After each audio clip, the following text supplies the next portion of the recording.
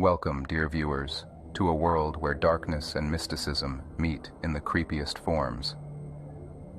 Here, in this abandoned corner of the internet, we will delve into the darkest corners of the human imagination. Prepare for awe-inspiring horror, as each of our stories is imbued with sinister secrets that lurk in the darkness of the night.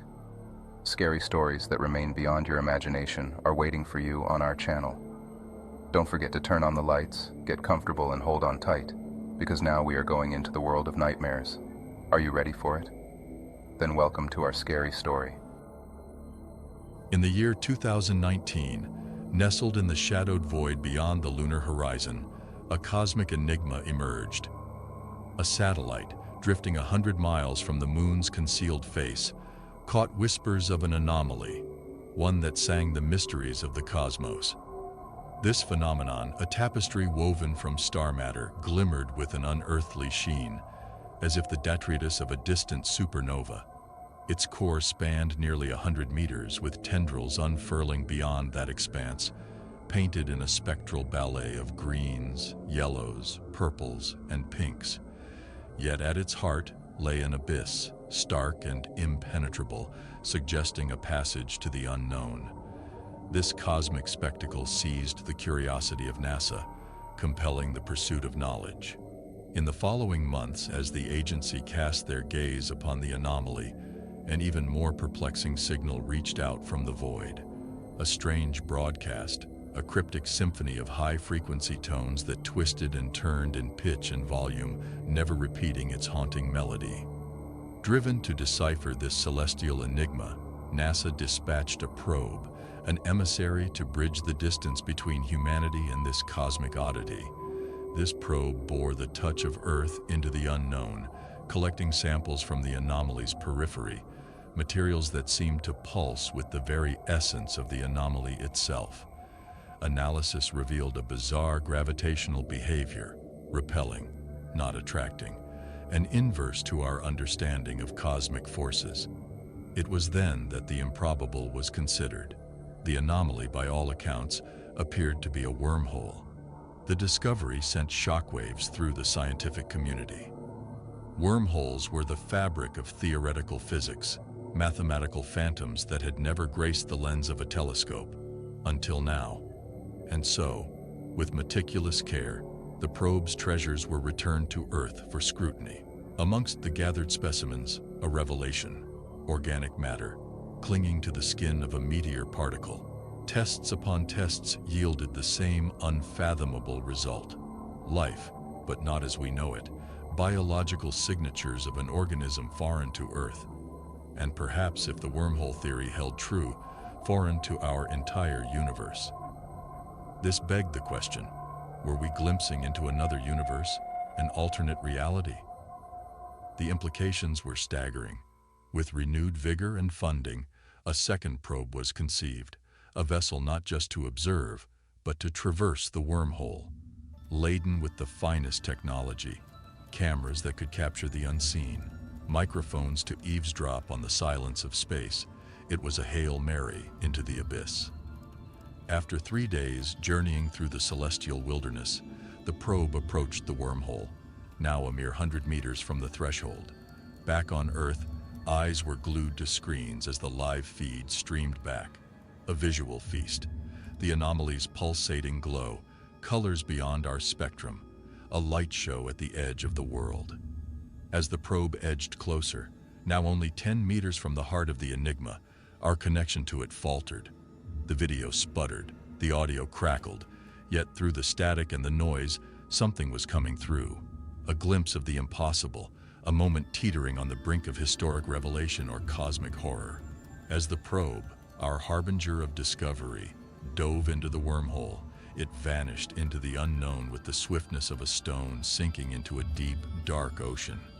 Its departure, a mesmerizing dance within the folds of space, mimicked the fluidity of water ripples, bending and twisting before all signals were abruptly severed. The feed, once a window to wonders, flickered into oblivion. Despite this, NASA's hunger for understanding proved insatiable. The organization poured its resources into sending one probe after another, each time met with the same silence, the darkness swallowing our mechanical scouts whole. The financial hemorrhage and the loss of invaluable equipment prompted NASA to think beyond the robotic. Initially, the thought of sending a human through such a turbulent and unknown passage was dismissed. The sheer force of a wormhole's gravitational waves could obliterate organic matter in an instant. However, necessity is the mother of invention, and NASA's finest minds orchestrated a feat of engineering, a spacecraft resilient against the most brutal of cosmic forces. Alongside, a suit of armor for the cosmos was crafted, a protective garment capable of withstanding the assault of any spatial extremity. My involvement in this audacious mission came not by chance but by choice. I, alongside my comrade in arms, Louis, was selected for this odyssey beyond the stars. Our chariot, while resembling conventional spacecraft, was a fortress of advanced alloys, a vessel designed to navigate through the very fabric of space-time. On the 5th of January in the year 2020, Louis and I embarked on our voyage, seated within the belly of this indomitable machine. Our destination lay beyond the wormhole's maw, a place where no human had ever set foot. The exploration was to be thorough, aided by the latest in maneuvering tech and visual equipment. And yet, amidst the scientific instruments and cameras, we found ourselves armed. The scientists postulated the existence of life on the other side, life that might not welcome us. Hence, we were equipped with tactical rifles, each round designed to pierce through unknown armor and modified for use in the vacuous expanse of space or planets bereft of gravity. Our training with these weapons was brief, intense, a 2-day immersion into the realm of military engagement. There was an understanding, unspoken yet palpable, that we might not return from where we were headed. It was a gamble against the infinite I was willing to embrace. As we distanced ourselves from Earth, our conversation was sparse, measured by the pulse of our breaths. The wormhole, once a mere speck of purple light, grew in our sights, each moment drawing us closer to the precipice of discovery. Louis's voice, tinged with both awe and trepidation, crackled over the intercom. The reality of our mission was setting in, a cocktail of excitement and fear. The anomaly now loomed before us, its brilliance challenging the very ability to keep our eyes open. Our silence hung heavy as we drew within 50 meters of our destination. My heart thundered like a drum, a primal response to the unfathomable journey we were about to undertake. And then, with the abruptness of a dream slipping into daybreak, we collided with the threshold of the wormhole. An eruption of light enveloped us, and we hurtled through the interdimensional tunnel at a velocity brushing the heels of light itself. The pressure mounted, a colossal weight upon my chest, delivering a pain so profound and consuming that it threatened the very fibers of my being. But as swiftly as it came, it vanished, leaving us adrift on the other side. Dazed but intact, I reached for the radio, my voice a beacon in the static-filled void. "Houston," I managed to gasp. "We freaking made it." The response was a silence as profound as the space that cradled us. It wasn't unexpected, yet the finality of our isolation was a sobering thought. I peered through the viewport, expecting the familiar tapestry of our cosmos, but was met with an alien vista. My pulse quickened as the realization took hold. This was no corner of our universe. The celestial bodies that adorned this new sky defied explanation. Their lush vibrancy was painted in hues beyond our spectrum, in shades that eluded description, challenging the very perception of color itself. Having been awestruck by the unfamiliar celestial bodies of this new universe, Louis and I commenced the primary objective of our extraordinary venture. We piloted our spacecraft, our modern-day chariot of the gods, descending into the embrace of the nearest planet, which bore an uncanny resemblance to our own Earth. This planet was a riot of green, a testament to what virgin worlds might look like, untainted by human touch. As we broke through the exosphere and moved into orbit, the surface of the planet came into clear view. From this vantage point, the verdancy was unmistakable, suggesting an abundance of liquid water and a thriving ecosystem. Yet an unnerving feeling took root as we scanned the landscape. There should have been bustling signs of alien life, intelligent beings perhaps, yet there was none. With a sense of trepidation, we guided our spacecraft to touchdown upon this silent world, exiting with weapons in hand, ready for anything. The air, heavy with the scent of alien flora, was indeed breathable, but we weren't to take any unnecessary risks. Our helmets remained sealed. I couldn't shake the sensation that something was fundamentally amiss. "There's something wrong with this place," I confided in Louis, who nodded in agreement. The flora was limited to mosses and unfamiliar fern-like plants. It was a world silent but for our own movements, a planet holding its breath. And then, on the horizon, something broke the monotony of the landscape. An edifice that seemed to echo the architectural grandeur of ancient earthly temples, yet its composition was utterly foreign to us. Louis and I advanced toward the imposing structure, finding ourselves at the threshold of a doorway colossal in scale. The entrance led to a descending corridor, lined with stairs so large that each step required a deliberate leap. We descended, with a mixture of awe and caution, into the bowels of this alien construct. The walls, adorned with gargantuan hieroglyphics, told silent stories of deities and demons of this world, beings of grotesque enormity and otherworldly malice, with limbs and appendages designed by a mind unshackled from human norms. The temple's main chamber was dominated by a statue that could only be described as Lovecraftian in its inspiration. A behemoth adorned with a myriad of eyes, its body a complex network of tentacles and unidentifiable limbs, surrounded by lesser figures in what appeared to be an act of worship. The silence of our entrance, a hushed reverence for the unknown, was shattered as Louis, documenting our findings, accidentally toppled a statue. The resulting crash seemed to awaken the temple itself. A secret door slid open, and from its depths emerged a creature, a horror unfathomable, a serpent of colossal length with no discernible head, only a writhing mass of maws filled with rows of teeth. Its color, a ghastly mix of red and green, its body a composition of rot and wriggling tendrils, was a living nightmare. It attacked, and despite our suit's protection and our retaliatory gunfire, the bullets merely seemed to provoke it. Louis and I, driven by primal survival instincts, fled back up the stairs, the sound of our footsteps and the creature's screeches reverberating through the ancient hall. Our ascent was desperate, the creature at our heels, our breaths ragged in our throats.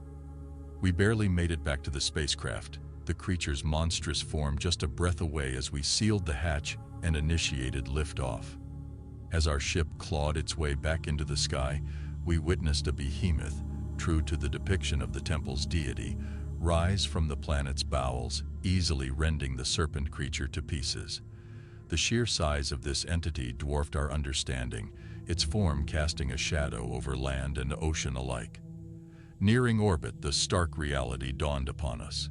This entity stretched over 40 miles, a sentinel of this quiet planet, a guardian of its secrets. As we made our retreat, the overwhelming feeling that these cosmic horrors, these celestial secrets, were not meant for human eyes became a weight upon our souls. I could only hope that the veil between our universe and this one would remain forever intact, shielding us from the unfathomable terrors that lay in wait beyond our reach.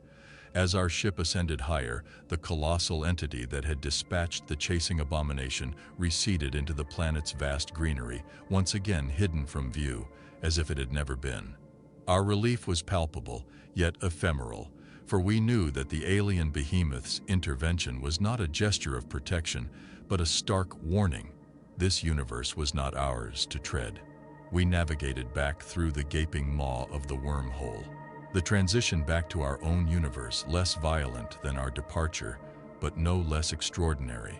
The fabric of space-time folded around us like a cosmic ballet, and in moments, we were catapulted back into the familiar star-studded blackness of our own Milky Way. The return was met with a mixture of disbelief and awe from mission control. Static-filled communications soon became clear, and when we reported what we had encountered, there was a long, uneasy silence. The implications of our journey were immediate and profound. The debriefing was long and arduous, with every detail pored over by a myriad of scientists from various disciplines, all attempting to make sense of our harrowing tale. Days turned into weeks, and weeks into months. Our experience became the subject of much debate. Some saw it as a call to explore further, to push the boundaries of what we thought possible, while others deemed it a cautionary tale, a sobering reminder of our insignificance in the grand tapestry of the cosmos. The images we brought back were startling, alien landscapes that stirred the imagination of the public, hieroglyphs that were undecipherable yet eerily reminiscent of cultures long past on Earth, and the final haunting image of the massive entity that both Louis and I hoped never to lay eyes on again. Then, as our story became well known, there came the inevitable whispers of doubt, the skeptics who called it a fabrication, a story concocted for fame or to funnel funds into space exploration. But we had lived it. The fear that gripped us on that distant world was as real as the ground beneath our feet, and the scars we carried were not just physical, but psychological. The story of our journey became legend, a modern myth that divided humanity into believers and non-believers. We, the first and last humans to have traveled to another universe, became recluses, haunted by our experience. The vivid dreams of the monstrous deity and its hideous servant plagued us, a constant reminder of the day we encountered the unknown. In the end, NASA decided to seal the coordinates of the wormhole. The potential risks outweighed the thirst for discovery. The anomaly itself dwindled and disappeared as if it had never been, taking with it the possibility of return or the threat of something crossing into our universe. Years passed, and life on Earth continued. Louis and I went our separate ways, each trying to find peace after what we had witnessed. But the universe had a different plan. Reports began to surface. Whispers from the edge of space, tales of entire star systems vanishing without a trace. Something was out there, moving, consuming, an entity of unspeakable power and insatiable hunger. Louis and I knew, without speaking a word to each other, that our journey had not been the end, but a beginning. The colossal deity was not just a sentinel of its world, it was a harbinger, an omen of something far more catastrophic. As I sit here staring into the night sky, I cannot help but wonder if the anomaly was not a random occurrence but an opening salvo in something much larger than we could ever comprehend. The universe had shown us its hand, and now all we could do was wait for the next move in a game that spanned galaxies. Perhaps some truths are too vast for the human mind to hold, some secrets too dark for the light of our understanding to reveal. We had stared into the abyss, and the abyss was staring back, biding its time. Our story was not over. It had merely paused, waiting for the final act to commence.